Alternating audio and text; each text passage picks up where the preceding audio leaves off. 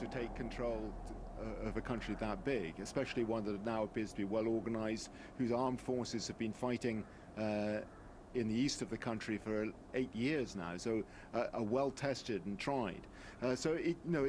I don't think there's any doubt that the Ukrainians can keep this going on. They will lose towns, no doubt about it, but they will withdraw, they will retreat and hold the central core lands, and of course they will be determined to hold on to Kyiv. If they lose Kyiv, there's a possibility that an essential stage in the war will be passed, and what we'll see is major confrontations between two armies evolve into something much more like a guerrilla war. But at the moment, I think we're quite a long way from that even happening. Okay. All right. Thank you very much, Rob. Rob Parsons, French Report's chief foreign editor, and as he was saying, this conflict could stretch on much more. Already, though, 2.5 million people have fled Ukraine, many more expected to do so. Some cities in neighboring countries are running out of accommodation. Eastern Europe has come under strain amid the influx. Relief work in frontline countries has mainly been shouldered by volunteers and NGOs. Poland's authorities said that 1.5 million people have entered the country. Let's cross to the Polish border to speak to Emmanuel Shaz. Hello, Emmanuel. Humanitarian agencies are scrambling to provide refugees with needed necessities. Tell us more about what the situation is like where you are. Well, as you can see behind me, people keep on arriving. They arrive here at Medica on the Polish-Ukrainian border. They arrive during the day, they arrive during the night. It's dozens of people who come at once, and they are in dire need of pretty much everything. They come with a suitcase, with a small bag, with their pets, and most of them are really exhausted. They've been traveling for some for days already, and at the very beginning of the Russian aggression, you would already see people crossing the border, but the bombings hadn't affected them yet, and now you can really see a population that has lived under the bombings making their way through. They are traumatized, they are in need of pretty much everything, and the Polish government is evacuating them as much as it can in its emergency shelters. Also, people have opened up their homes here in Poland, but 1.5 million people in less than 3 weeks, that's enormous, and that's why Polish authorities are also asking for international aid to try, and deal with that amount of people coming in one go. There's a special aid package that has been voted by the Polish Parliament, 1.6 billion euros, $1.7 billion to try and relieve the humanitarian effort, but there's much more to be done, and as you can see here behind me, people keep on arriving. Emmanuel, thank you very much. Emmanuel Shaz reporting from Medica, Poland, on the border as thousands of people cross out of Ukraine each and every day. That has lived under the bombing. Well, Western governments have taken new action to further isolate Russia for its invasion. The U.S. and its allies in NATO, the EU, and the Group of 7 rich economies move to end normal trade relations with Moscow.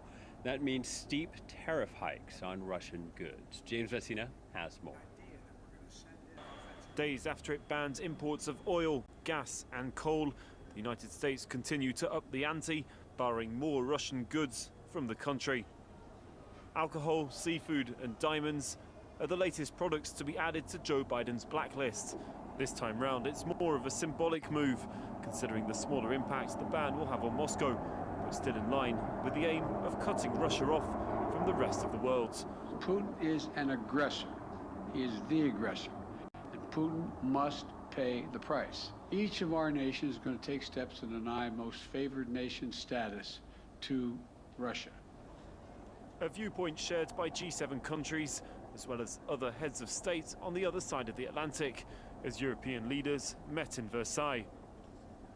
The most favored nation status provides optimal trading conditions between states, and without it, countries will be free to impose tariffs on a wide range of Russian goods. A move set to batter Russia's economy. The bloc also aims to distance itself from Moscow's fossil fuels. By mid-May, we will come up with a proposal to phase out our dependency on Russian gas, oil and coal by 2027. By the end of this month, the Commission will present options to limit the contagion effect of the rise of gas prices to electricity prices. The EU is set to announce further measures this Saturday. France's President Emmanuel Macron says that they're ready to impose, quote, massive sanctions if Russia refuses to stop its aggression. All right, time now for a quick break, and then the headlines continue here on France 24.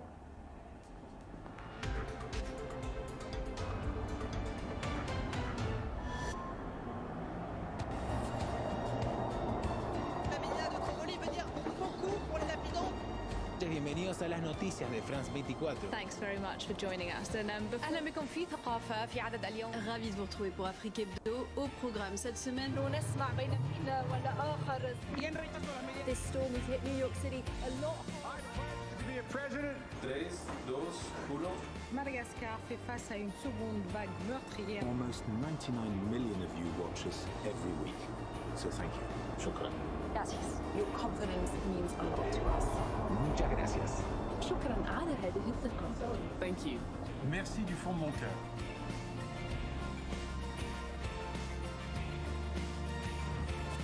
Liberté, égalité, actualité.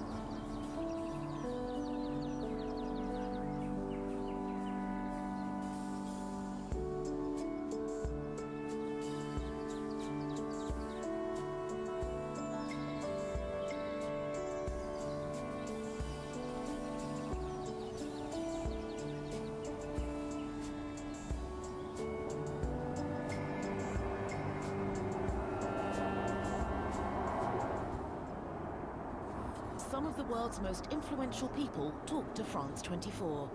Government cannot do much promotion of human value. Politicians. E acho que sem política não há democracia. Scientists, athletes and artists. Get all the insight. The government is still spying. And the voices that matter on France 24. Liberté, égalité, actualité.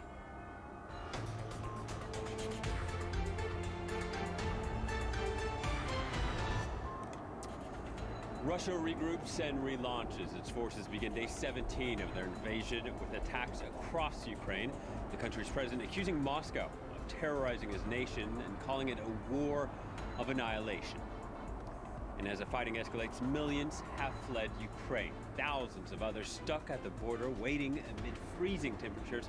Most are going to Poland. Volunteers and charities are struggling to provide refugees with the necessities. We'll get an update on the border. Joe Biden restating American forces will not directly intervene in Ukraine, but the U.S. and its NATO and EU allies announcing new sanctions to further isolate Russia and punish its economists. Russia's airplanes and artillery have widened their assault on Ukraine.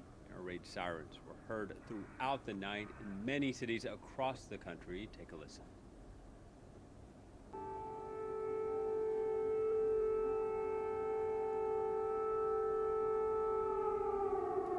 Friday, Russian forces struck airfields in the west and a major industrial hub in the east. Intense fighting also reported northwest of the capital, Kyiv.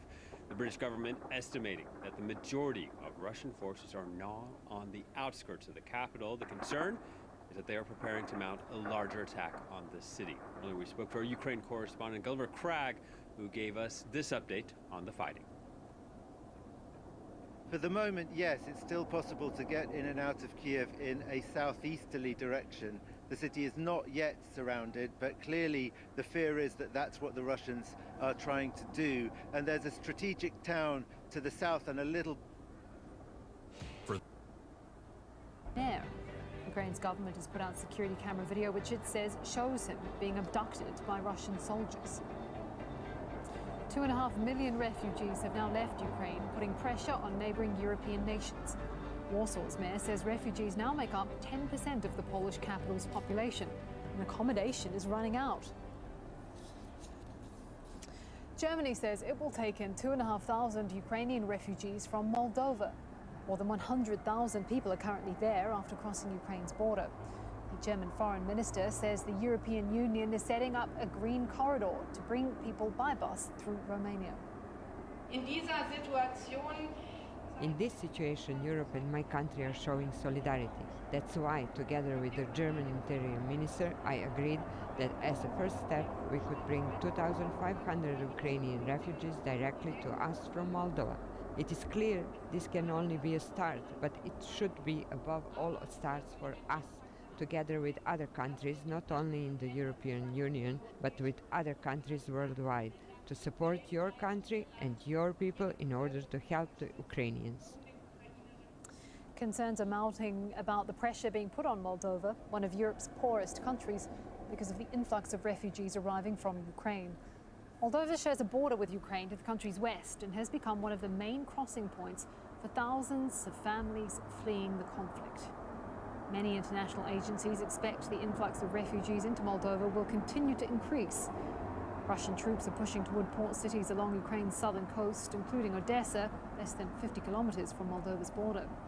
An estimated 1,500 Russian troops, which Russia describes as peacekeepers, are already within Moldova's internationally recognized borders. They're in Transnistria, a breakaway enclave where Moldovan authorities have no control. Let's bring in Viorel Ursu. He is a Moldovan political analyst and an expert on Moldova and Ukraine. He is also Division Director of Open Society Foundations, and he joins us via Zoom from London. Thank you for your time. How equipped is Moldova to deal with the number of refugees it's now seeing? Moldova is facing multiple crises at the same time. It still deals with the pandemic crisis. It had a state of emergency because of the energy crisis, and now it's facing huge refugee inflow. And also some of the new security threats from the war in Ukraine. It has taken more than 300,000 Ukrainians has crossed the border. About 100,000 still stay in Moldova. 47,000 of them are minors, children, and probably will stay. It faces huge burden on its infrastructure, especially on housing, public health, transportation, and it urgently requires global and international help. Okay. What about in terms of the security situation? I mean, how much concern is there in Moldova right now that Russia might expand its operations over into its territory, especially, as we were saying, Russian troops are moving along Ukraine's southern coast? Indeed, Moldova is probably the closest geographically from all the other neighboring countries to Ukraine, to the conflict and the military operations. It also has, as you mentioned, Russian troops on its territory. Moldova is a neutral country, and its constitution formally forbids any foreign troops to be placed on its territory, and has been asking for many, many years Russia to withdraw the remaining troops, including at the UN General Assembly. Russia has ignored those calls in the last 30 years. I don't think there are new signs of heightened military mobilization in Transnistria. So that kind of gives a bit of a relief to the Moldovan authorities. However, this can change in any moment, depending on the orders from Kremlin. I think Ukraine also realizes the risks of a potential attack from the Transnistrian side. So that's why Ukrainian preemptively have destroyed the bridges, including the railway bridge from Transnistria going to Odessa. What have the authorities in Transnistria said about Russia's incursion? You said there hasn't been any sort of military build-up, but what have the signs been coming from there? So far, they have taken a neutral position, at least in their public statements. There was a new call for international recognition of its independence a few days ago, after Moldova applied formally for European Union membership. These are not new calls. Transnistrian leadership have been making those calls for the last 30 years. And Transnistria itself is very much integrated with the European through the trade. About 70% of its exports go to the European Union, and it will definitely also suffer from cutting the supply flows to Russia and Ukraine. Odessa used to be the main port for Transnistrian goods exports, and now it's being cut. So it's taking a very, I would say, for now, neutral position, because it's also really going to suffer from the operations in Ukraine. All right, thank you very much for your analysis there. Vera Ursu there, Moldovan political analyst and an expert on Moldova and Ukraine. Thank you. The war is threatening to send food prices soaring across parts of the Middle East and North Africa. Many countries there rely heavily on wheat imports. Zain Hoda has more. 11,000 tons of wheat arrived in Lebanon this week, but this will be the last shipment from Ukraine. The world's key wheat producers, Russia and Ukraine, are at war. Lebanon, like other countries in the Middle East and North Africa, can no longer rely on them for most of their imports. They're now trying to make up for an expected shortage. We've reached out to a number of countries, including the US, India, Canada, and some European countries, which produce the soft wheat we need for our bread. But the problem is not just finding alternative sources. Diversifying supplies could mean transportation delays or an increase in shipping costs. Wheat prices have already hit a 14-year high. Definitely we will resort to more expensive countries that export wheat, which would sell to us at prices that are not as cheap as in Russia and Ukraine. So if the conflict is prolonged and supply is less, this will add pressure on balance of payments or the budget.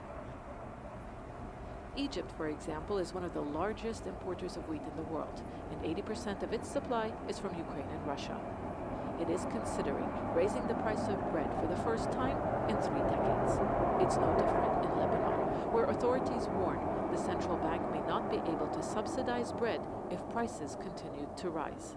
The Tunisian government, which is believed to be running out of money, has been rationing flour and reduced bread production.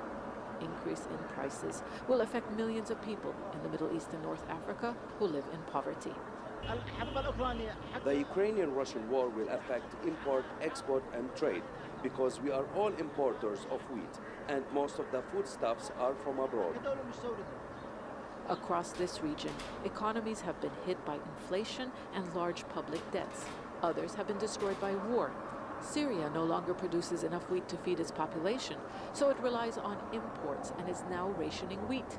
The World Food Programme says 12 million Syrians are food insecure, while Yemen is on the brink of famine.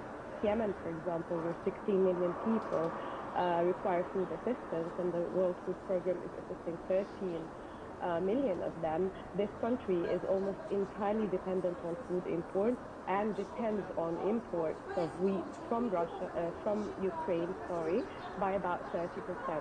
So any shock any slight shock would actually send these countries into a very, very serious food crisis. Food prices are at their highest level, so is poverty, in a region already in turmoil and where higher bread prices have led to popular anger in the past. Zana Khuder, Al Jazeera. We'll check of some other news now. At least 60 people are dead after a freight train derailed in the Democratic Republic of Congo. It was traveling between two villages in the south of the country before several carriages came off the tracks and crashed into a ravine. Local officials say bodies are still trapped under the rubble. Chile has a new president. Gabriel Boric is a former student leader who has promised a more inclusive society, one of the region's most socially unequal countries. Our Latin America editor Lucia Newman reports from Santiago. 36-year-old Gabriel Boric entered the Senate hall without a tie. Just one way of showing he's not changed since he was a shaggy-haired student leader fighting for social justice. Now, a decade later, he's heading the country with other former student leaders. They're a new generation promising to overhaul an economic model that has contributed to deep social inequalities. Thousands of supporters swarmed the plaza in front of the presidential palace, hoping to see and touch their new president. This is like a dream come true. After so many years of waiting, I like Boric's slogan that hope can overcome fear. Chile's youngest president cautions that the social transformations needed in health, education, and pensions will take time. We'll go slow because we are going far. This government will not be the end of the march. It will be a long, difficult road, but today the dreams of millions of people are pushing us forward. Boric says his government will champion the environment and indigenous and women's rights. Some are concerned that President Boric may be too radical, too far left, especially since the Communist Party makes up part of his governing coalition. But in actual fact, if you look at his program, he seems much more like a social democrat in countries like, for example, Scandinavia, where social equality is taken for granted. Absent from the inauguration were the leaders of Venezuela and Nicaragua, who were not invited. Instead, Boric invited opponents of those he deems autocrats. And I hope that Chileans help him to carry out a program for a different type of society that will raise hopes on our continent so punished by so many dictatorships. Washington's envoy agrees. You know, his statements in defense of democracy, human rights, the rule of law have been incredibly positive. Boric knows that much of the world, and especially Latin America, are focused on how well he can make good on his promise to create a more inclusive Chile without populism or sacrificing democracy. Lucia Newman, Al Jazeera, Santiago. 3 former hostages detained by former Colombian FARC rebels are running in Sunday's congressional elections. They believe the victims of the country's conflict should have a bigger say in its politics. But as Alessandro Rampietti reports from Bogota, winning a seat could mean working alongside their former captors. People still recognize former police officer John Pinchao on the streets. They remember his escape from FARC rebels in 2007 after more than 8 years as a captive. Images of Pinchao, thin as a nail, after walking 17 days through the jungle, moved the nation. Now he's campaigning for a Senate seat in Sunday's congressional elections with another former hostage, presidential candidate Ingrid Betancourt. He says he's running for the victims of Colombia's conflict, who he believes were shortchanged by the 2016 peace deal. Of the 9 million victims of Colombia's conflict, only 1 million have received reparations. And they received reparations from the state, not the culprits. The FARC has revealed only 10% of their assets. We want to recover the missing 90% for the victims. Pinchao is not alone. Other former hostages are also seeking representation in Congress. They come from different parties and different political beliefs, but share the same contempt for the former guerrillas who have since formed a legal political party. It will be difficult if I win to meet my victimizers in Congress. I will try to be fair, participate in their debates, but I have no intention to have any personal relationship, because they have not fulfilled their promises. Since giving up their arms, the FARC has complied with the demands of a special tribunal for peace, but are still struggling to convince many Colombians that they deserve a seat at the political table. The peace deal guaranteed 10 seats in Congress to the party created by the extinct FARC for 2 consecutive legislative periods, which is one of the agreements that angers many of the victims of the former FARC. Former FARC leader and current Senator Julián Gallo says the only way to move forward is to overcome the country's painful past. The point was to lay down the weapons and be able to participate in politics. They should welcome our presence as much as we welcome theirs. My wish is that we be partners to show Colombia and the world that despite our differences, we can work towards consensus to build a better country. Many believe FARC's party lacks the support to survive past these elections, but after so much pain, it's a relief that these differences are playing out at the ballot box and not on a battlefield. Alessandro Ampietti, Al Jazeera, Bogotá. Nearly 60% of Chad's population is under 18. UNICEF says only half of all children there have access to formal education. Al Jazeera's Hiba Morgan reports from the capital in Jamina. It's school time, but Zahra Abdullah is not preparing her 7-year-old daughter for classes. Instead, she's readying her and her siblings to do work around Kundul village on the outskirts of Chad's capital, N'Djamena. She says her family's economic situation is forcing her to get educated. We can't send them to schools because there's no money. They find something to do in the village, the older ones work with the cattle and the younger ones play around. The older girls carry cattle waste to be used as fertilizer and the older boys carry it on donkey carts for money. Chad has one of the world's highest rates of non-attendance, according to the children's agency UNICEF. Most children who are not being educated are in rural areas around the capital and other states. While education is free, the country's poverty rate has forced families to send their children to work to help generate income. According to the World Bank, more than 60% of Chad's 16 million people live in poverty. The nearest school to Kundul is less than 10 kilometers away and takes in children from nearby villages. But teachers here say they face challenges in carrying out their jobs. The few teachers to be found have not received proper training. We are only 4 teachers here in a school that has more than 300 students. I'm a high school graduate and a volunteer, along with the other 3 teachers, but we lack materials that we need to teach. We have 6 grades here, but only have books for 3rd grade. Other classes don't have books to read from, and we don't have funding to change that. Aid agencies also say there are not enough teachers for the number of school children, and that's making the situation worse. About 3 million children, or about half of school-aged kids in Chad, have no access to formal education.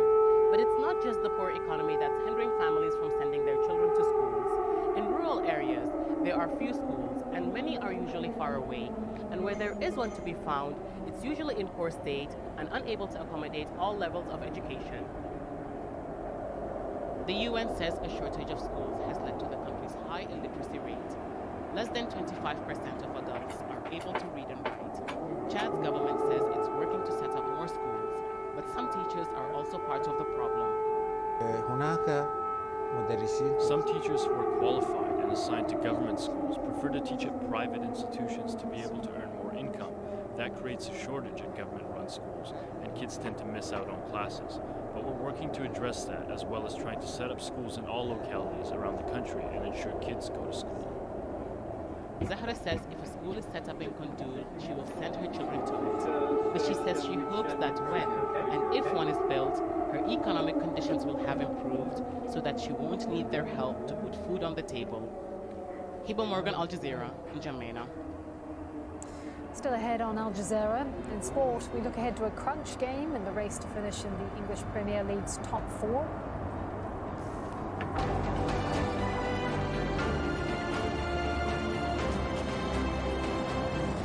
From the front lines, Al Jazeera's correspondents continue to report every angle of the war in Ukraine. It's a constant stream of people donating whatever they can. Big steely determination to resist and fight back. We're in the center of the capital in a war that's costing so much. Our cameras were still rolling. The police are making it very difficult for people to try and protest. The Russian army has positioned itself in the next town. Stay with Al Jazeera for the latest developments. Bitcoin, blockchain, and cryptocurrencies. Disruptive technology. Join with me in introducing a bill to outlaw cryptocurrency. All the way to a fairer financial system. With Bitcoin's open source software, we can create our own money without banks or governments. Award-winning filmmaker Torsten Hoffman looks at all sides of the complex crypto world. Cryptopia, Bitcoin, blockchains, and the internet on Al Jazeera.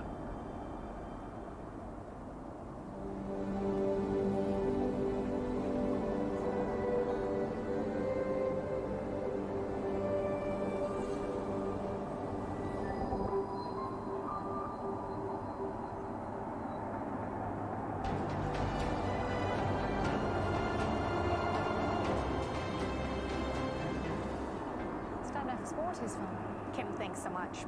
The English Premier League board has disqualified Chelsea owner Roman Abramovich as a director at the club. It comes after the Russian billionaire was sanctioned by the UK government over his country's invasion of Ukraine. The EPL says its decision won't affect the club's ability to train and play fixtures. Abramovich had announced last week that he was planning to sell the club, but the sale is now on hold and Chelsea are operating under a special government license. Well, title chasers Liverpool are currently beating Brighton 2-0 as they hope to close the gap on leaders Manchester City. And later, the English Premier League's race for Champions League spots heats up as Manchester United host Tottenham. A win will move United above fourth-place Arsenal, who currently have 3 games in hand over Man U. Spurs have played a game more than Arsenal, and a win will put them level on points with the Gunners. Tottenham manager is looking for big performances from Harry Kane to help Spurs finish the season strong. Check it. Yeah, but about Harry, we are talking about our world-class striker, and I'm very lucky to have a player like him, to work with him, because I always said that we are talking about a fantastic player, but at the same time a fantastic person. Greg Popovich has broken an NBA record. The San Antonio Spurs chief sealed his 1,336th victory, becoming the coach with the most regular seasons win in league history. The 73-year-old accomplished the feat on Friday when his side, the Spurs, rallied to beat the Utah Jazz 104-102. The milestone comes in Popovich's 26th season with San Antonio, the only franchise he has served as head coach for. You know, you preach to your players that they have to do it together, and that's certainly been the case in my life with all the wonderful players and coaches, staff that I've been blessed with, the support of this wonderful city. Fans support us no matter what. All of us share in this record. It's not mine. It's ours here in the city because of all those people that I just mentioned. So, yeah, we excited, man. I mean, we're part of history. You know, it's just a blessing to be able to, play for, arguably, to me, the best coach that ever coached basketball. So. There was also a big upset in the NBA on Friday. The Western Conference #1 team and NBA-leading Phoenix Suns were stunned on home court. They were beaten narrowly by the Toronto Raptors 117-112. Suns star Devin Booker missing a game-tying 3 in the dying seconds. The second half was turnovers. 16 turnovers, 25 points. That's hard to... You got to do something really well to overcome that kind of number. Canadian skier Brian McKeever has won his 16th Paralympic gold medal, equaling a Games record. The 42-year-old, who is competing in his 6th and final game, sealed victory in the men's visually impaired cross-country race on Friday in Beijing. McKeever has tied the record set by German Gerd Schoenfelder. Could break the mark in the mixed play on Sunday. Three-time major winner Andy Murray has won his 700th top-level match. Landmark game came against Taro Daniel in the first round at Indian Wells. Murray is donating all his prize money for the rest of the year to help children in Ukraine. You know, I did well to fight back in that one. Taro was playing extremely well. Yeah, this is a target I set myself from the end of last year, and yeah, obviously happy to achieve it. There's not too many guys that managed to do that, and you know, with everything that's gone on the last few years, you know, I could have been way past 700, but you know, I kept fighting and got there, and you know, now look on to try and, you know, reach another target, another milestone. But yeah, this is a good one. Fellow Briton Emma Raducanu battled through her second-round match in California. The U.S. Open champion had a tough time against France's Caroline Garcia, but the 19-year-old eventually closed out the match in 3 sets for her first-ever win at the Indian Wells tournament. Coco Gauff is also through, the teenager beating Claire Liu in straight sets to advance. Up next for the 16th seed is a showdown with former world #1 Simona Halep. A century from Usman Khawaja has given Australia a good start in the second test against Pakistan. The Pakistani-born player reached 3 figures for the 11th time in his test career. Australia were 251 for 3 at the close in Karachi. First test of this 3-match series finished in a draw. 100 in the home of his birth. And South Africa have held on to their unbeaten record at the Women's World Cup in New Zealand. They beat Pakistan by 6 runs. 8 teams are taking part. The top 4 after the group stage will advance into the semi-finals. Okay, and that is all your sport for now. Kim, back to you. Thanks, Farah. Listen, News Hour, don't go away. We'll have plenty more of the day's news in just a few minutes' time, including the very latest from Ukraine. See you shortly. Bye-bye.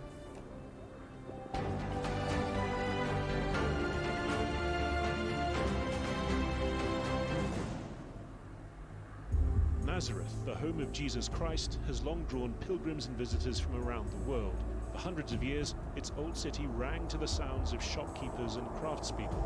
This century, those sounds have dwindled, a handful of businesses struggling on. But here and there, splashes of colour show signs of a fight back. Razan Zobi Zidani decided to renovate an old warehouse and to work and live in the old city with a mission. If me and another person opens their work, their career will start here. Organically, it will open by itself. Young Palestinian-Israeli designers and entrepreneurs have been moving in, inspired by earlier artists who left their mark. Though once there were 450 businesses operating in the old city, now there are just 50. The old city has always been the heart of Nazareth. Now a growing group of residents wants to get it beating again. It will come back because this city still have very much power. On Counting the Cost, the US bans Russian oil and the EU to shrink its reliance on Russian gas. Will high prices undermine global energy security? How sanctions against Moscow are battering the aviation industry, and reeling from food shortages and power cuts, will Sri Lanka default on its debts? Counting the Cost on Al Jazeera. New Zealand's unique native birds are at risk of extinction. Will an ambitious plan to rid the nation of pests and predators save them? 101 East investigates on Al Jazeera. Cold response. NATO's long-planned military Arctic exercise, the largest since the Cold War, has taken on new significance as the war rages in Ukraine. Stay with Al Jazeera for the latest developments as 35,000 troops from 28 NATO countries demonstrate their abilities in a region already on edge.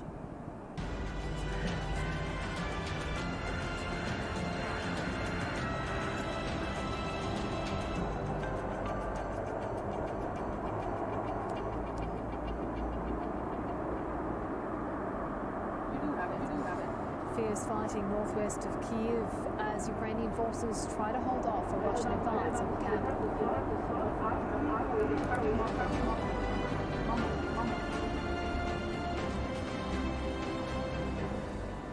I'm Kim Vanal in Doha with extensive coverage of the Ukraine war. protesters and Ukraine's president call for Melitopol's mayor to be freed after accusations he's being held by Russian troops. Ukraine's border service warns Poland's two largest cities can no longer cope with the wave of refugees. And the impact of sanctions continues. Chelsea Football Club's billionaire Russian owner is barred as a director.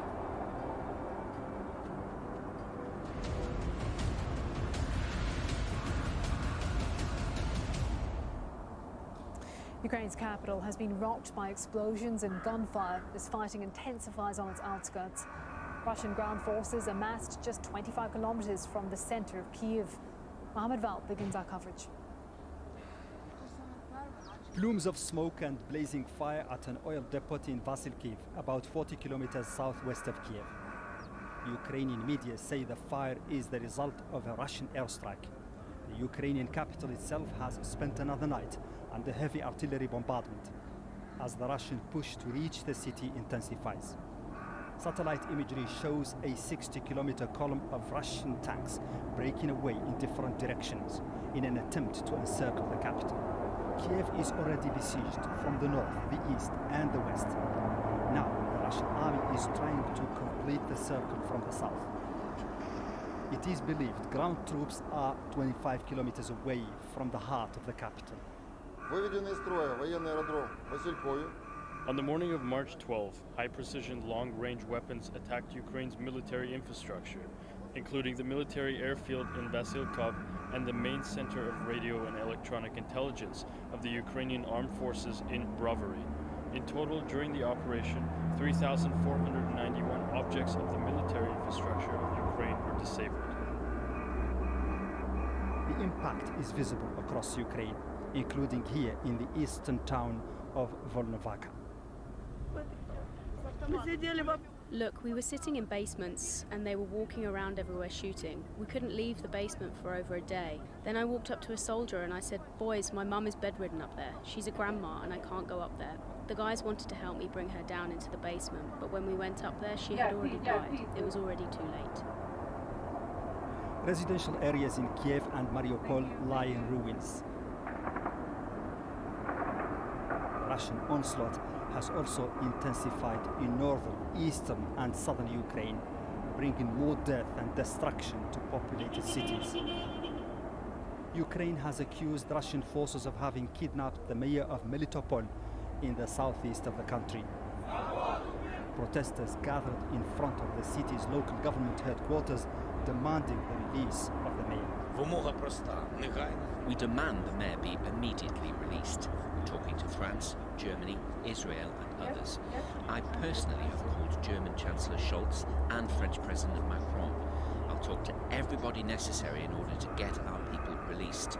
We expect world leaders to show how they can influence the situation and do one simple thing. Get this one person released, the very person that represents the people of Melitopol. There have been several attempts at a ceasefire, while the human exodus within and out of Ukraine continues. Today, March 12, 2022, we announce the opening of the next humanitarian corridors. I very much hope that it will be a good day. All the planned routes will be open and Russia will abide by its commitments to ceasefire guarantees. I will inform during the day about the results of our humanitarian routes. These videos, published by the head of the Zaporizhia Regional State Administration, Alexander Staroch, on his official Telegram channel, seem to show the progress of a column of buses and Red Cross vehicles on their way to Mariupol from Zaporizhia on Saturday.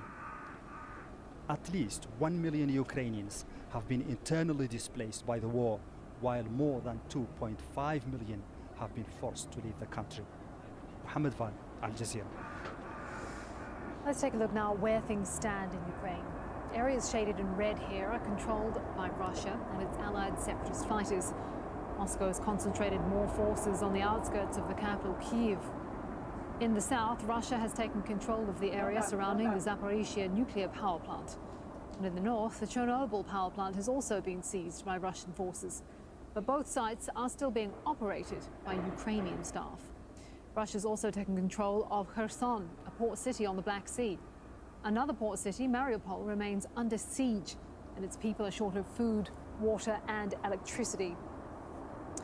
Jonah Hull is standing by for us in the western city of Lviv, but first let's go to Step Barson, who is in Kyiv. And Step, you've been to a press conference with the President, Volodymyr Zelensky, just in the past few hours. What did he have to say? Yes, exactly. We met Volodymyr Zelensky, the embattled Ukrainian president, in his presidential office, very heavily guarded. A man, of course, also who has been inspirational to many here in Ukraine because he decided to stay right here in the heart of the capital. He has been showing himself on videos as well. It was not an easy way to get to him, of course. It was all very heavily secured. We had to leave our cars or phones or all our stuff behind. We were picked up by his men, driven behind the very high barricades near his office into a room where he appeared. And he, of course, after 2 weeks of war and really direct involvement in it, he looked tired but definitely not defeated. He was very critical about Europe, about the West. He basically compared European leaders with people just sitting in cafes or restaurants waiting until the bombs would fall on their head. He basically said, we here in Ukraine are fighting for European values, and he didn't feel he got enough support for that. He chose his words very carefully because he, of course, doesn't want to close any doors, but it was very clear that he is very much frustrated. Let's have a little listen. Children's hospitals, maternity wards, residential areas, they seem to be part of the strategy to force you to surrender. This is clearly not working, but it must have an enormous impact on you mentally. Regarding the children and the beautiful mothers and what happened to them, how can any normal person react to this? Well, it's simply an act of terrorism, another one. Unfortunately, this is like a tragic TV series about acts of terrorism. When this has happened elsewhere in Europe, like when there's been an attack on a metro station, everyone was shocked. Today, we're all apparently used to it. I don't want to be used to it. What will happen next? Nobody knows. And Step, as we've been saying, Russian troops are advancing, it appears, on the capital. What's the latest in terms of the fighting? Yeah, exactly. This meeting with the president, with Zelensky, took place while the fighting is increasing around the capital and Russian forces are really approaching the heart of Ukraine, the main prize in Putin's war. There's heavy fighting on the outskirts, and what we also are hearing in the last hour or so, that this is also spreading to the south. And this is particularly worrying because there's a lot of concern that the whole city will be encircled by Russian forces, basically laying a siege to the capital. Well, if these troops are already in the south, then that looks like they're quite near. Zelensky himself said that they want to destroy the historic heart of this city, and he also said, well, let them come, they won't find any friends here. He's very much defiant, but the situation in Kyiv is increasingly worrying.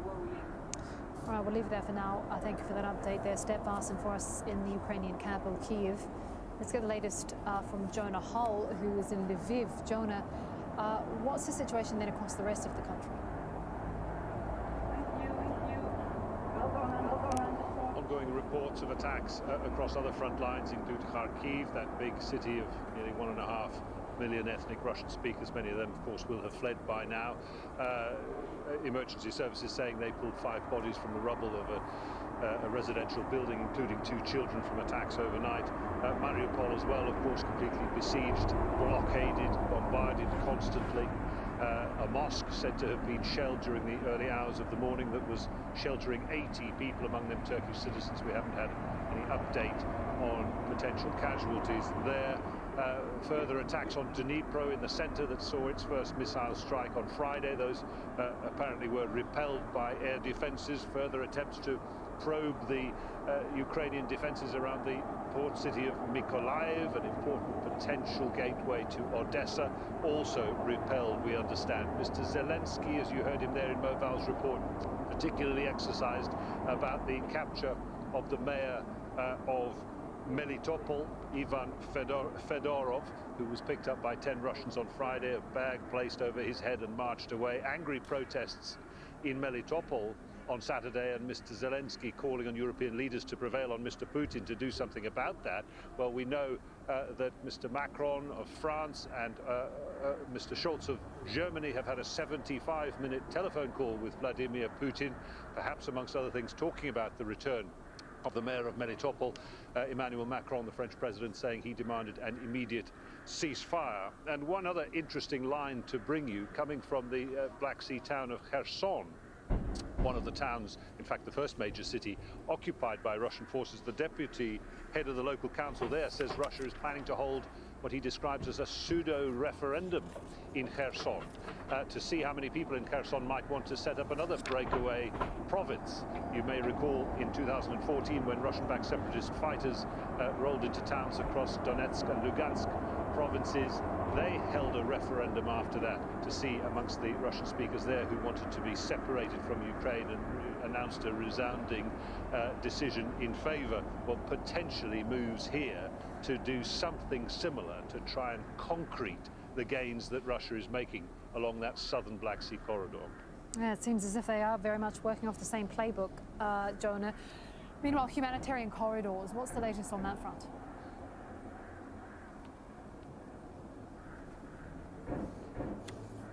We're not getting constant updates about numbers or anything like that. These corridors have reopened again for the 6th day of this week from places like Sumy and suburban centers around the capital, Kyiv. And in all, the Ukrainian emergency services say that 487,000 civilians have been extracted from embattled places, towns and cities, among them 100,000 children. Sadly, no obvious progress, though, to reach Mariupol, that awful, besieged, embattled city where more than 1,500 people have lost their lives, according to local authorities. There, it's been without basic necessities for more than 12 days now. A convoy trying to reach Mariupol, we understand, has not been successful because of ongoing shelling in that town. All right, Jonah Hull there for us in Lviv. Thank you. Still ahead on Al Jazeera, what's fueling higher food prices in the Middle East and North Africa? And a former student leader with ambitious plans, Chile votes in its youngest ever president.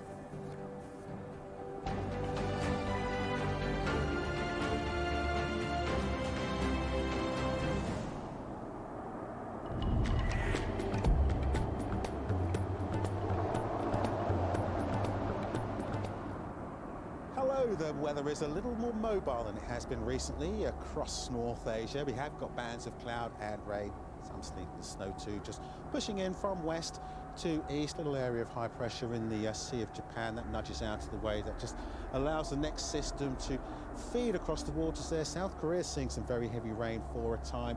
That wetter weather pushing up into northern parts of Honshu and then easing through as we go on into Monday. A little bit of a wintry mix over the higher ground, but nothing too much to speak of. And as you can see, temperatures not faring too badly. There's the next area of rain coming in across the Korean Peninsula. North Korea will see some significant snow pushing up towards the northeast of China. Follow that band of wetter weather into central parts of China. Some showery rain around here. Largely dry in Hong Kong, temperatures at around 27 Celsius. Largely dry too across the Indochina region. We have got some showers once again coming back into the Philippines. One or two of those just around Luzon on the heavy side. Good scattering of showers there across Malaysia and also running in across a good part of Indonesia.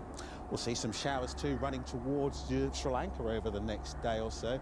Much of India is dry and hot, and the same goes for Pakistan.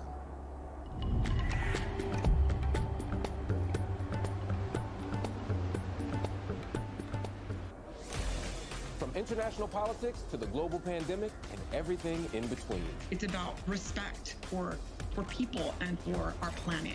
Promise to ensure the safety of women.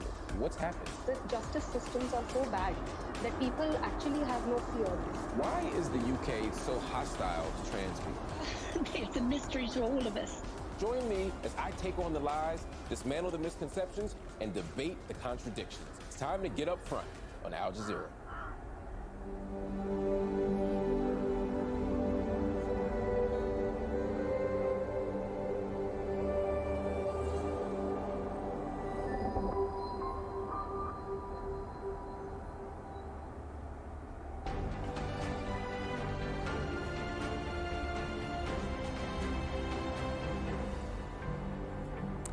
watching Al Jazeera. A reminder of our top stories this hour.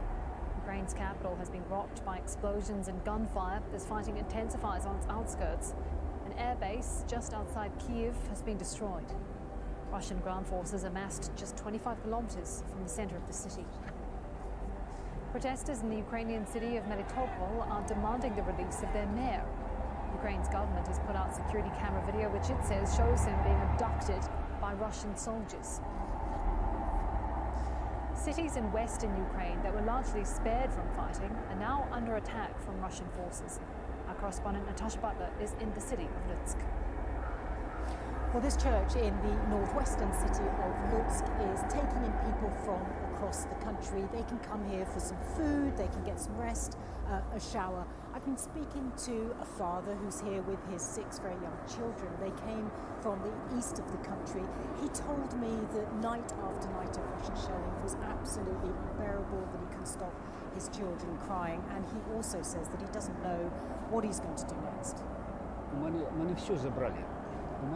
They took everything from me. I had a comfortable house. All the kids had their own room. Now where will I go? And what will I do? I'll have to start from scratch. But I'm not 20. I'm 41.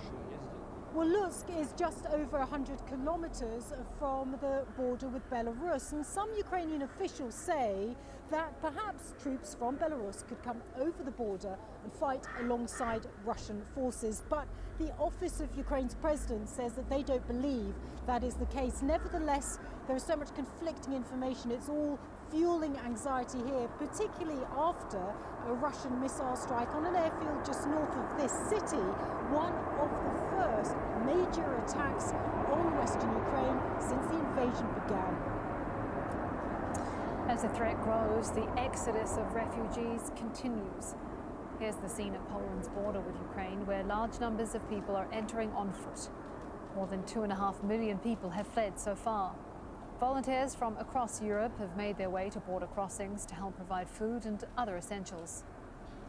We arrived 3 days ago, and here we are. We're operating 24/7. We don't stop. The refugees are coming from 50 yards away, mostly women and children, old women, in a very sad state, obviously what is happening. The Polish people have been amazing, so we're here to support the Polish people as well as Ukrainians, because the Polish people have received the brunt of this influx. Well, Monika Maciusz is from the Polish humanitarian organization Grupa Granica, which provides aid to asylum seekers. She says Poland is facing a huge challenge. It's really hundreds of thousands of people who have to be accommodated very quickly. They need medical help, they need food, they need legal help, they need explaining what's going to happen to them within the next few months. They also need some sort of psychological assistance quite often. First of all, to regain their mental stability after crossing the border and after escaping the war, and then the second thing is probably looking into the future.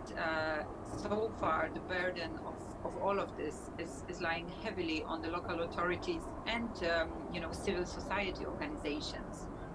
This is who has been helping out at the train stations, bus stations, organizing accommodation, etc., etc.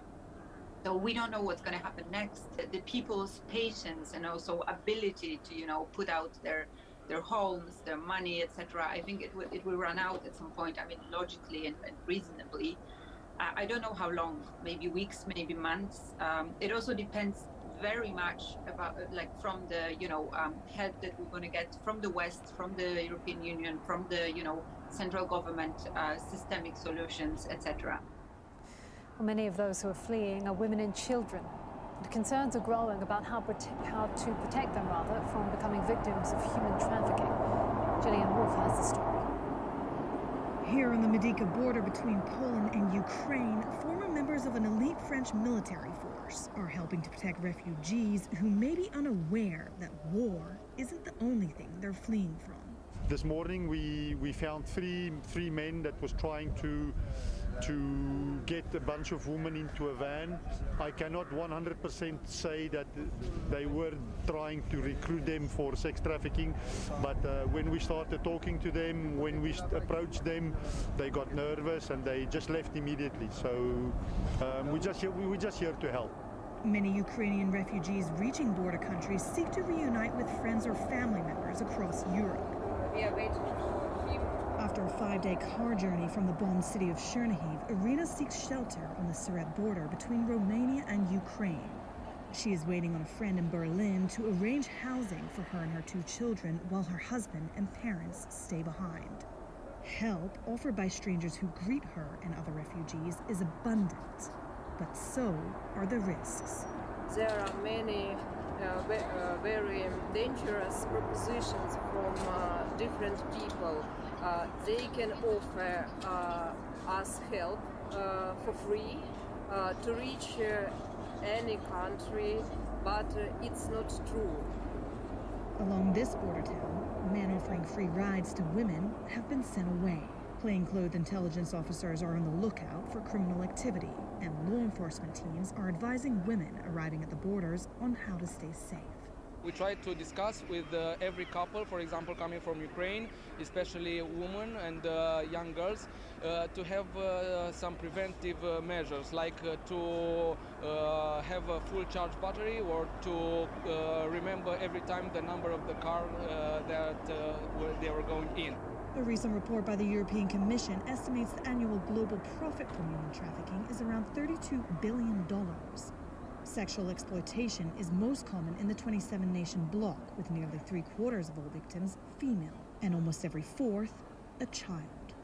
And in humanitarian crises like these, those numbers go up. The risk for these things to happen is very high. So in times like this, when people mobilize, but the risks for other people that can capitalize on the pain of these families is very high. The challenge now, once borders have been crossed, is to stay safe and alert until they reach their destination. Gillian Wolfe, Al Jazeera. Russian billionaire Roman Abramovich has now been disqualified as a director of English Premier League football club Chelsea. It's the latest action against Abramovich after he was sanctioned by the UK government because of the Russian invasion of Ukraine. Premier League says its decision won't affect the club's ability to train and play fixtures. Abramovich had announced last week that he was planning to sell the club. That sale is now on hold. And Italy's financial police have seized a yacht owned by Russian oligarch Andrei Melnychenko. It's after the European Union named him as a member of Vladimir Putin's closest circle and placed him on its sanctions list. Melnychenko owns major chemical and fossil fuel companies. The seized super yacht is valued at almost $600 million. And the war is threatening to send food prices soaring across parts of the Middle East and North Africa. Many countries there rely heavily on wheat imports. Zainahor has more. 11,000 tons of wheat arrived in Lebanon this week, but this will be the last shipment from Ukraine. The world's key wheat producers, Russia and Ukraine, are at war. Lebanon, like other countries in the Middle East and North Africa, can no longer rely on them for most of their imports. They're now trying to make up for an expected shortage. We've reached out to a number of countries, including the US, India, Canada, and some European countries, which produce the soft wheat we need for our bread. But the problem is not just finding alternative sources. Diversifying supplies could mean transportation delays or an increase in shipping costs. Wheat prices have already hit a 14-year high. Definitely we will resort to more expensive countries that export wheat, which would sell to us at prices that are not as cheap as in Russia and Ukraine. So if the conflict is prolonged and supply is less, this will add pressure on balance of payments or the budget. Egypt, for example, is one of the largest importers of wheat in the world, and 80% of its supply is from Ukraine and Russia. It is considering raising the price of bread for the first time in 3 decades. It's no different in Lebanon, where authorities warn the central bank may not be able to subsidize bread if prices continue to rise. The Tunisian government, which is believed to be running out of money, has been rationing flour and reduced bread production. Increase in prices will affect millions of people in the Middle East and North Africa who live in poverty. The Ukrainian-Russian war will affect import, export and trade because we are all importers of wheat and most of the foodstuffs are from abroad. Across this region, economies have been hit by inflation and large public debts. Others have been destroyed by war. Syria no longer produces enough wheat to feed its population, so it relies on imports and is now rationing wheat. The World Food Programme says 12 million Syrians are food insecure, while Yemen is on the brink of famine. Yemen, for example, where 16 million people require food assistance, and the World Food Programme is assisting 13 million of them. This country is almost entirely dependent on food imports and depends on imports of wheat from Ukraine, by about 30%. So any shock, any slight shock would actually send these countries into a very, very serious food crisis. Food prices are at their highest level, so is poverty, in a region already in turmoil and where higher bread prices have led to popular anger in the past. Zana Khuder, Al Jazeera. A quick check of some other news now. At least 60 people are dead after a freight train derailed in the Democratic Republic of Congo. It was traveling between two villages in the south of the country before several carriages came off the tracks and crashed into a ravine. Local officials say bodies are still trapped under the rubble. Chile has a new president. Gabriel Boric is a former student leader who's promised a more inclusive society in one of the region's most socially unequal countries. His style and his cabinet, which has more women than men, has made him a leader of what many are calling the new left. Lucia Newman reports from Santiago. 36-year-old Gabriel Boric entered the Senate hall without a tie. Just one way of showing he's not changed since he was a shaggy-haired student leader fighting for social justice.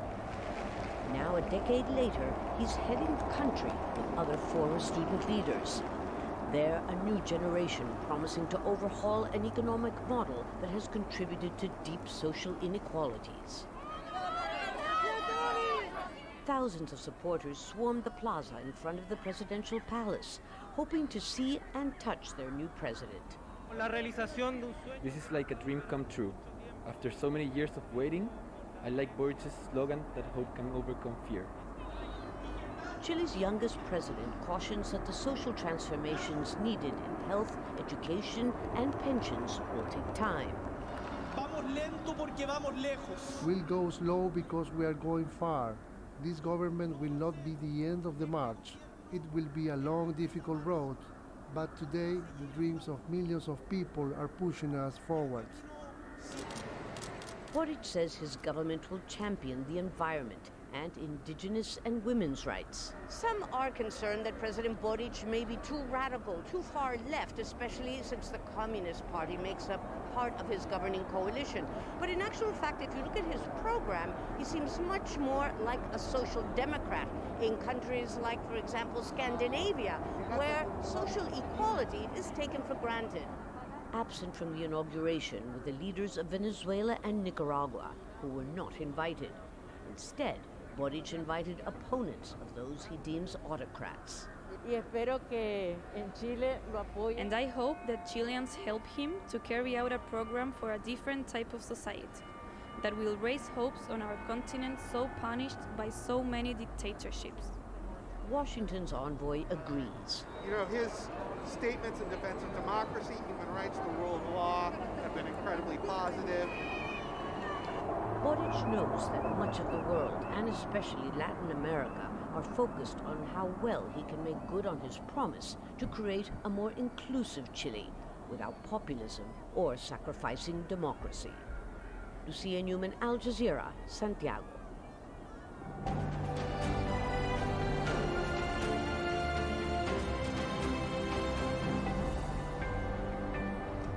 This is Al Jazeera. These are the top stories.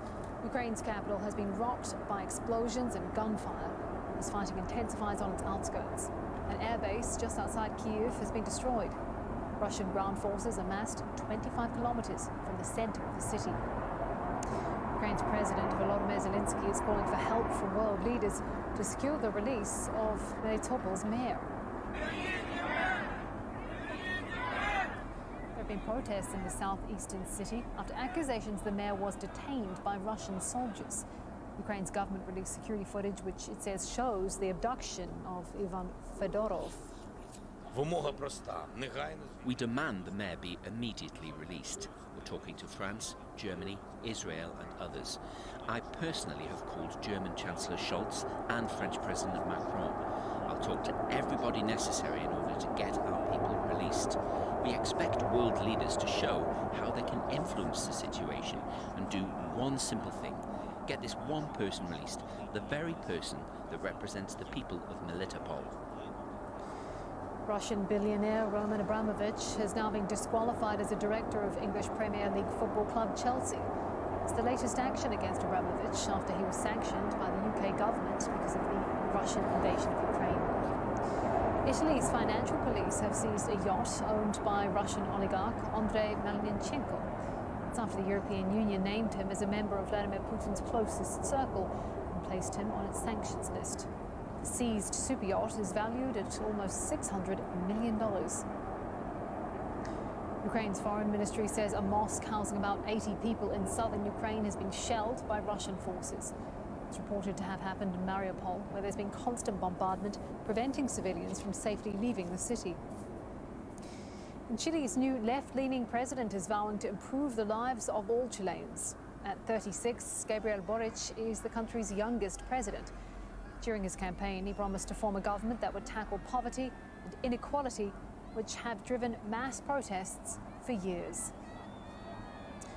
Those are the headlines. Kamal Santamaria will have the news hour for you in just about 30 minutes' time. Bye-bye for now. No place in Saigon was safe. The press retreated to the caravel.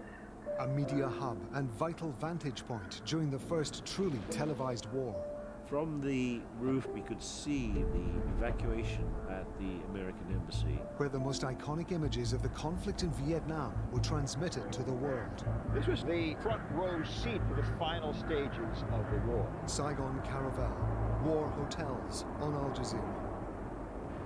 Since Russia invaded Ukraine, the world has responded with some of the most aggressive sanctions in history. But as refugees flee and civilian death tolls mount, some are asking if they're enough. That conversation's coming up. But first, over 2 million refugees have fled Ukraine since the start of Russia's invasion in what the UN has called the biggest movement of people in Europe since World War II.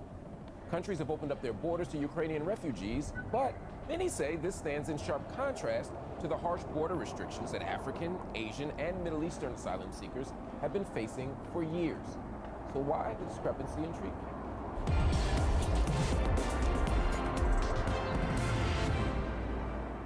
Joining us to discuss the Ukrainian refugee crisis are Chana Gadini-Williams, head of global communications at UNHCR, who's been on the ground on the Ukrainian border with neighboring countries.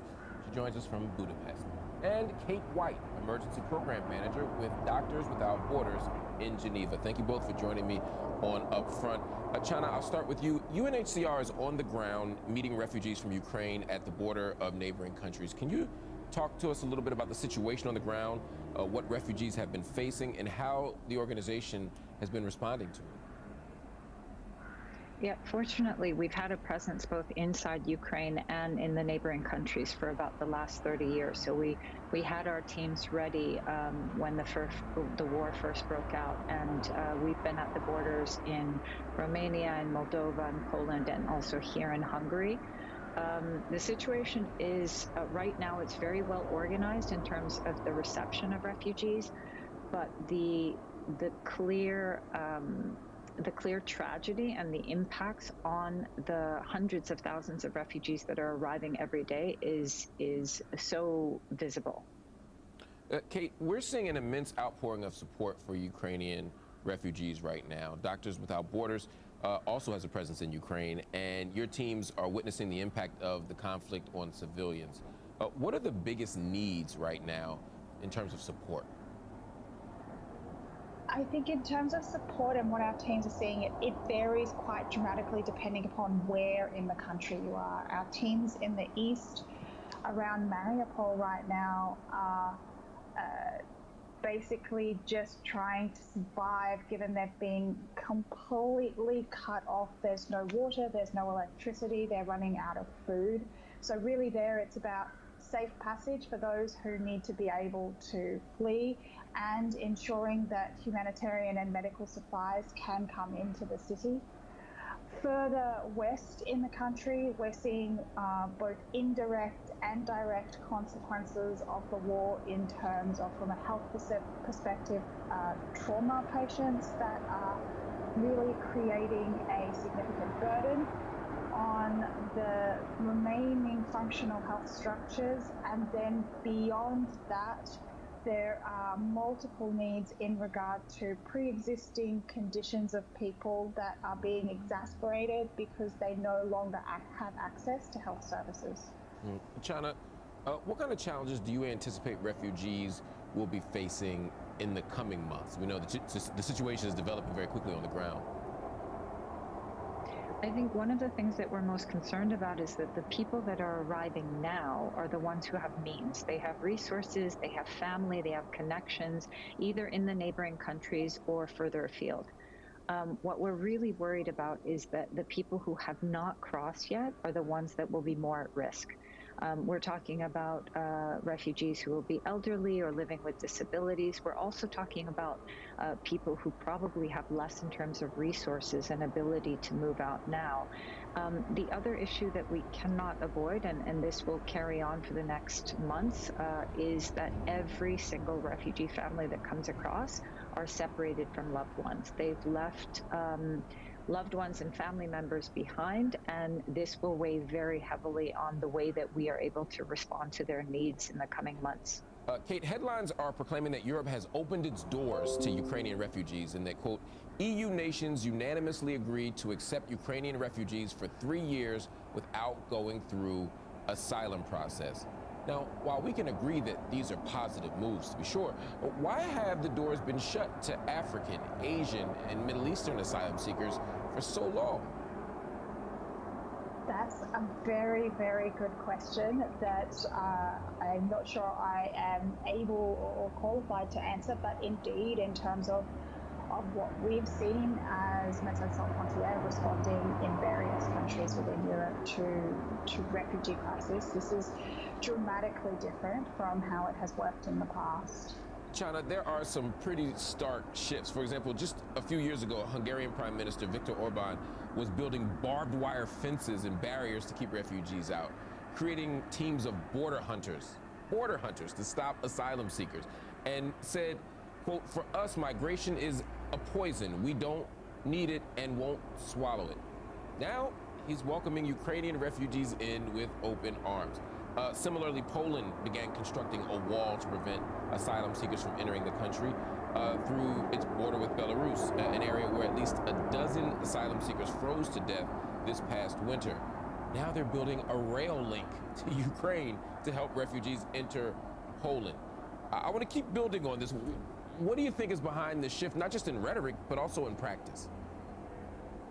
I think one thing that is critical here, and there's nothing positive that's coming out of this war, but I think one thing that we are focusing on is that this is an opportunity to shift this narrative, to say that that if shared, the responsibility of welcoming and supporting refugees is manageable. We are able to do this. European countries and international community overall is able to do this. The other thing that I've seen here, and I was at the railway station today here in Budapest, and I saw 2 trains arrive filled with refugees from Ukraine. And many of them were actually third country nationals, so a lot of students from Africa. I spoke to several from Tanzania, from Congo, and from Ethiopia. They also were saying, look, right now, Ukraine is our home. We were, one of them was just about 6 months away from graduating. So they're really unsure whether or not they want to try to wait and see if they can go back and finish their studies. And I think what we've seen in Hungary is that they're saying anyone coming from Ukraine right now, we consider a refugee, and they're being treated exactly the same, which as you say, is something that we welcome. China, there are many Africans and South Asians currently living in Ukraine who have faced significant delays or even been completely blocked from leaving the country. For example, a Nigerian national and father of 3 said he and his family were asked to give up their seats on a cross-border bus out of Ukraine, with Ukrainian military officers saying, "No blacks allowed." Can you speak about what black and brown residents are facing when they try to flee this war? I think in terms of UNHCR's position, we've made it very clear there can be no discrimination based on nationality, ethnicity, or race. People that are fleeing from Ukraine, regardless of their nationality or background, are fleeing the same conflict, and they deserve the same right to access asylum and to have safety. That said, in terms of what's happening inside Ukraine, it's very difficult for us to assess. We have, like you, heard these incidents, seen these reports, and we followed up both inside Ukraine and in the neighboring countries to work with the governments to make sure that these are not policies and that they are not going to be replicated. And so far, we do have assurances on both sides that anyone who is trying to escape the war in Ukraine will be allowed to do so and will have safety and asylum on the other side. Kate, is Doctors Without Borders doing anything to help these racialized refugees? So for us, we treat people regardless of their race, ethnicity, or background. But what we're seeing more broadly in Ukraine itself is a difficulty for population as a whole to flee, particularly from areas in the east where cities are becoming besieged and populations are struggling to move out. And for us, in terms of the services that are being provided in the countries surrounding Ukraine, these populations can be some of the most vulnerable, and we're trying as hard as we can to follow and to look into this, because it's extremely difficult at the moment, though, to track what happens to people once they cross the border. They are spending 1-2 days in reception centres before moving on. So this is it's early days. But Kate, is there any need for a more targeted response? It seems that the UNHCR and Doctors Without Borders has effectively taken a colorblind approach, saying, whoever you are, if you're in need, we're going to help. But if there is a disproportionate number of racialized people being mistreated, being pushed off of buses, being denied access to refuge, might there be a need for these organizations to actually overcorrect for that by targeting these racialized groups? No, indeed. So when we look at populations in a context, what we are looking at is what services are being provided and who are the most vulnerable. And we are in a similar position to China and UNHCR in a way that whilst we hear many of these reports and we hear it in the news, in terms of what our teams are able to see right now, we're not actually able to see a systematic case of discrimination. However, given that it is so widely reported, it is one of the things that we're looking at doing in terms of supporting, because then that becomes an extremely marginalized population without the same access to the system that others have. China, we've also seen the media, including an Al Jazeera presenter, come under fire for the way that they have described Ukrainian refugees compared to other asylum seekers. Some of the worst examples include reporters and commentators saying things like, Ukraine, unlike Iraq and Afghanistan, is civilized, and that Ukrainians have blue eyes and blonde hair. How do these dehumanizing descriptions affect how people not just view, but ultimately treat asylum seekers? Absolutely. I'm actually glad you brought that up, Mark, because I think the way that we talk about refugees in general across media it's become such a negative thing. Refugee has become such a negative word. And yet I think maybe the one thing that we're learning in this crisis is that absolutely anybody can become a refugee. And I have to say, one of the journalists that I spoke to recently said a similar thing. And I did ask him, so are you saying that if a refugee who looks like me or who looks like somebody from Africa, are you saying that this is different? And I think it's important that all of us actually face this. We talk about this and we talk about this difference.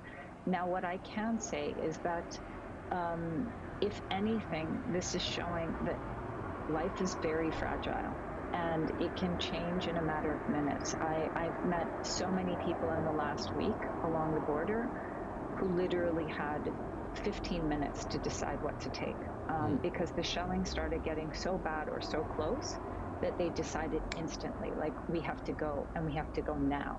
And so I think the one thing that we can try to do is not so much talk about how everybody is like us, but really talk about how we all live in a world that is very vulnerable and very fragile and that can turn on its head. And so hopefully that will allow us to have a bit more compassion and to really be a bit more open about how we think about displacement overall. I want to thank you both, Chana and Kate, for joining me on Upfront.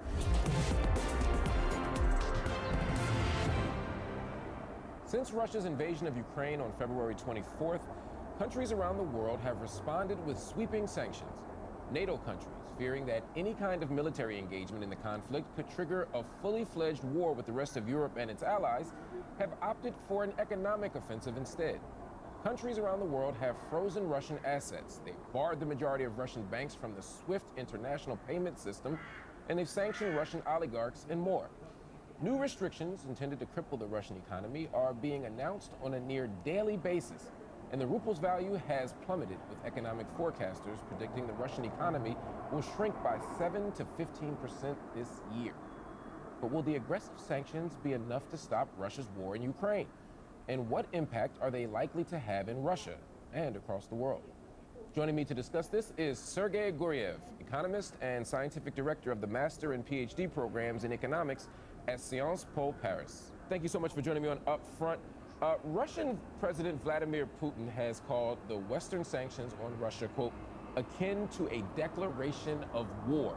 Meanwhile, the U.S. and the EU are escalating sanctions, including a ban from the U.S. this week on Russian oil and natural gas imports. And yet, as civilian casualties in Ukraine continue to rise, many are saying that the sanctions actually aren't even enough. Where do you stand on that? I do think that sanctions are not enough in the sense that behavior has not changed. Vladimir Putin is doubling down on the war. And initially, the sanctions were a deterrent, then an instrument to change behavior. And now the situation is changing in the sense that Putin says, I will not stop. I will bomb Ukrainian cities. I will try to capture Kyiv and change the government in Ukraine, even though occasionally he says, no, it's not my goal.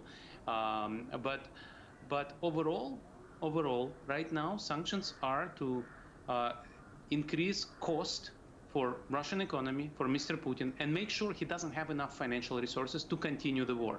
Now, Mr. Putin has two fronts.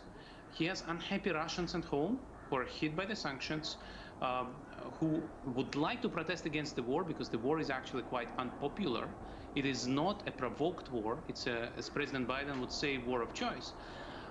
And the front in Ukraine. So he needs a lot of money to pay his policemen in Russia to beat up protesters, to pay his propagandists to convince whoever can be convinced that this is a just war and defensive war, and then, of course, to pay his soldiers in Ukraine. And in order to make sure that he doesn't have enough money, indeed, US has now hit the most important source of currency and budget revenues, which is oil exports. And US is not a big importer of Russian oil, but US has been joined by the private sector. This is very important to understand. Private companies like Shell or BP or Maersk do not have to stop buying Russian oil and transporting Russian oil, but they do. They have actually self-imposed sanctions on Russian oil, which is now becoming toxic for reputational reasons.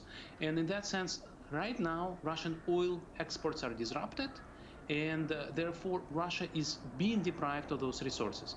But there is now a debate that Europe should join American embargo, and that would really hit Vladimir Putin hard, because Europe is the main market for Russian oil and gas. The ruble is now worth less than 1 U.S. penny. We've seen long lines of Russians waiting for ATM machines. We've seen predictions that Russian inflation will hit up to 17% this year, and people are stocking up on medicines, about 55% of which are imported. Do you believe that the hardships that are being imposed on ordinary Russians as a result of the sanctions will be effective, if anything, in fueling dissent against Putin? Or is his hold on power so strong that it won't matter? So regimes like this change behavior or get replaced through two sources: a palace coup by the elite, or indeed by mass protests when the policemen don't want to shoot. And so Mr. Putin is afraid of both. Elites are very unhappy. Imagine you've been building a company for 20 or 30 years and it's destroyed in 1 week, which, for example, has happened to many Russian businesses. Now, with the population, as you rightly said, population's unhappy as well. But then again, Mr. Putin is smart here. He plays divide and rule with the elite and threatens jailing and poisoning them.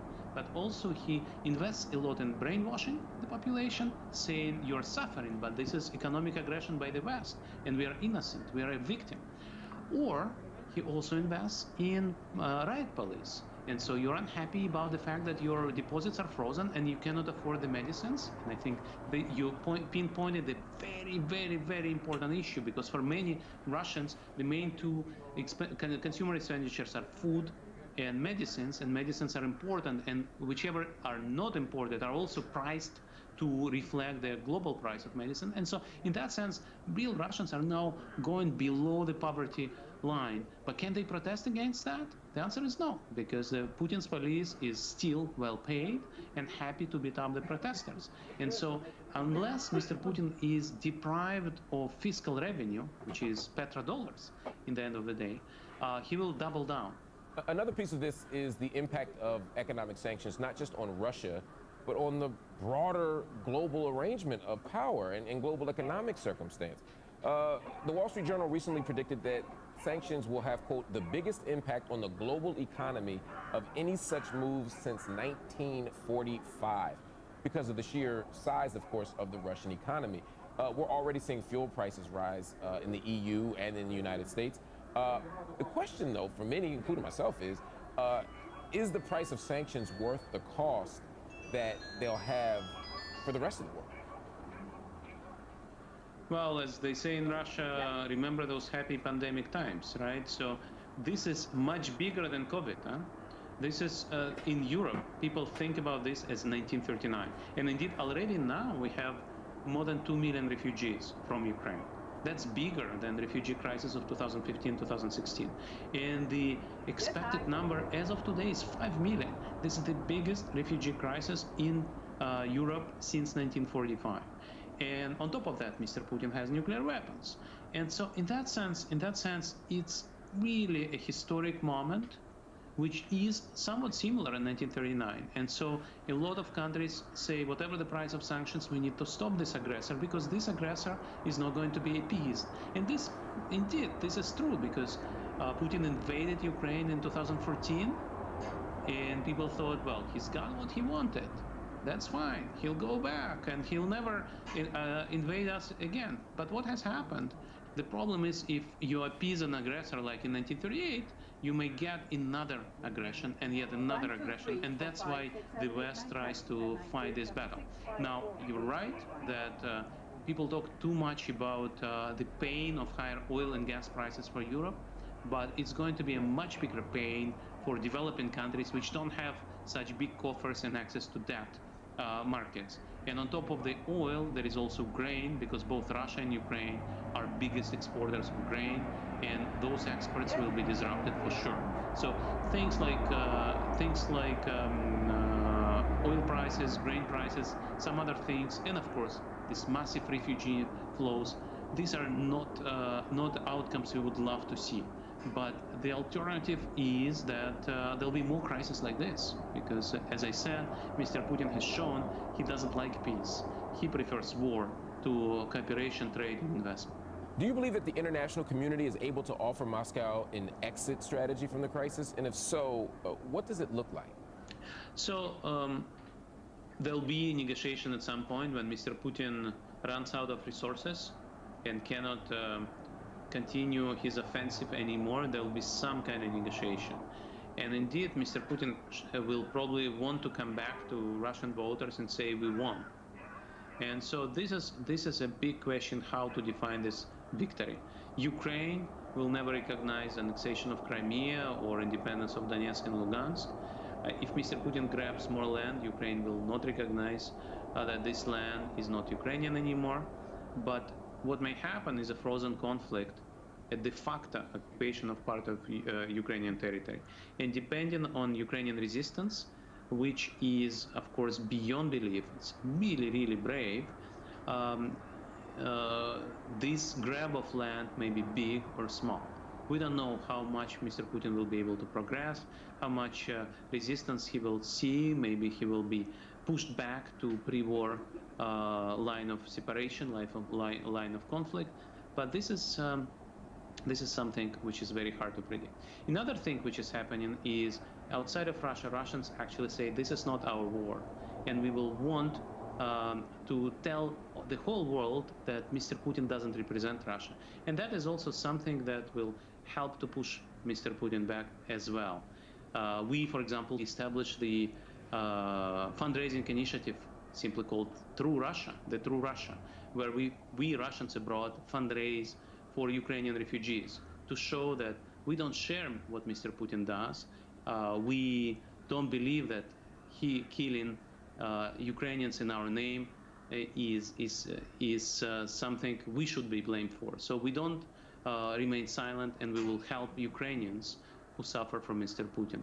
And I hope that Ukrainians will be able to defend their country. Sergei Guriev, thank you so much for joining me on Up Front. Thank you. Thank you, Mark. That is our show. Up Front, we'll be back next week.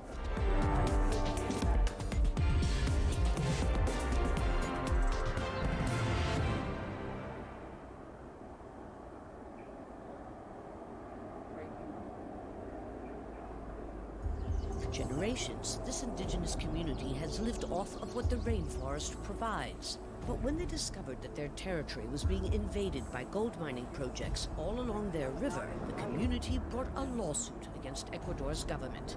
You've won, you've won. The unprecedented ruling obliges the state to consult communities over oil and mining projects that impact their land and to seek their consent. The tiny Sinangwe community has won a huge battle, but it may not necessarily have the last word, since the court ruling does leave room for exceptions in the name of overriding national interests. With some of the world's largest reserves, Niger provides much of the uranium that fuels Europe's nuclear power plants. But at what cost? People and Power follows the uranium trail from Niger to the shores of the Mediterranean and investigates the devastating effects on the planet and all those who inhabit the industry's path. The Curse of Uranium on Al Jazeera. Young women with a passion for space. I used to dream about working in a big cool company like NASA. A small step for science, a giant leap for womankind in Kyrgyzstan. We place it inside, and at the scheduled time, the satellite would be sent into space. Women Make Science, Kyrgyzstan's Space School, Episode 5 on Al Jazeera. Yeah, it's better. We understand the differences and similarities of cultures across the world. So no matter what moves you, we'll bring you the news and current affairs that matter to you.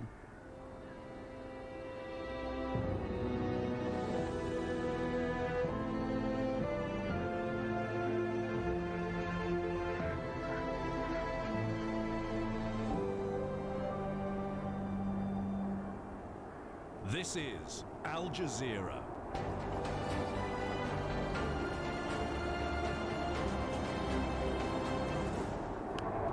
The The time is 1500 hours GMT. I'm Kamal Santamaria. Welcome to the News Hour on Al Jazeera with extensive coverage of the war in Ukraine. There are fears of an all-out Russian assault on Kyiv as the fighting intensifies around the capital.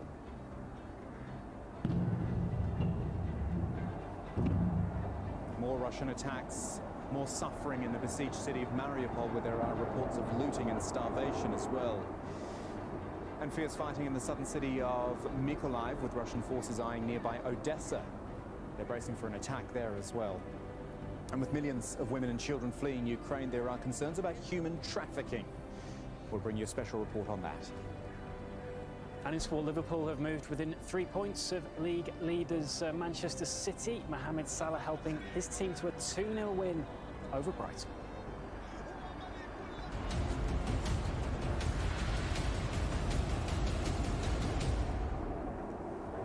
Just gone 5 p.m. this Saturday in Ukraine, where there's been another day of airstrikes and artillery attacks as Russian forces move ever closer to the capital, Kyiv. But there is fighting right across the country, and over the course of this news hour, we will take you to the key locations. Start with our main map, the big map of Ukraine, all the areas in red where Russia's been expanding its assault. As you see, a lot of movement from the north, from the south as well, where Russia, of course, already had a foothold in Crimea. The west still largely untouched, but you will see later in the hour there are concerns about Russian advances there as well. Let's start with this report from Mohammed Val. Plumes of smoke and blazing fire at an oil depot in Vasilkiv, about 40 kilometers southwest of Kiev. Ukrainian media say the fire is the result of a Russian airstrike. The Ukrainian capital itself has spent another night under heavy artillery bombardment as the Russian push to reach the city intensifies. Satellite imagery shows a 60-kilometer column of Russian tanks breaking away in different directions in an attempt to encircle the capital. Kiev is already besieged from the north, the east, and the west. Now, the Russian army is trying to complete the circle from the south. It is believed ground troops are 25 kilometers away from the heart of the capital. On the morning of March 12, high-precision long-range weapons attacked Ukraine's military infrastructure, including the military airfield in Vasilkov and the main center of radio and electronic intelligence of the Ukrainian armed forces in Brovary. In total, during the operation, 3,491 objects of the military infrastructure of Ukraine were disabled. The impact is visible across Ukraine, including here in the eastern town of Volnovakha. Look, we were sitting in basements and they were walking around everywhere shooting. We couldn't leave the basement for over a day. Then I walked up to a soldier and I said, "Boys, my mum is bedridden up there. She's a grandma and I can't go up there." The guys wanted to help me bring her down into the basement, but when we went up there, she had already died. It was already too late. Residential areas in Kiev and Mariupol lie in ruins. The Russian onslaught has also intensified in northern, eastern and southern Ukraine, bringing more death and destruction to populated cities.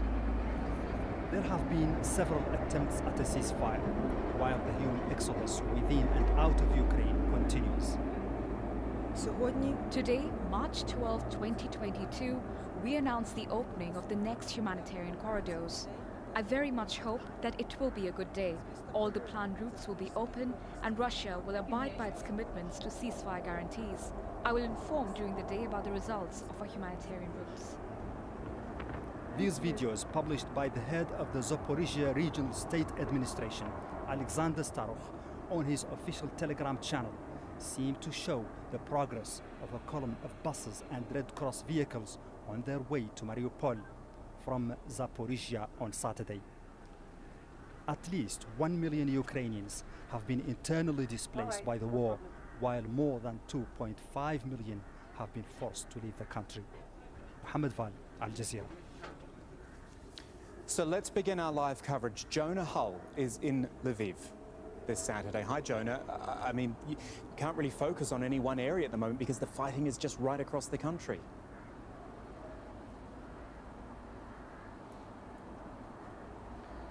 Yeah, you know, leaving aside the encroaching Russian forces, the dispersal of that massive column that we've heard Moval talking about, they're heading in the direction, or at least making some gains on the capital, Kyiv. There's been activity across a whole range of other front lines as well.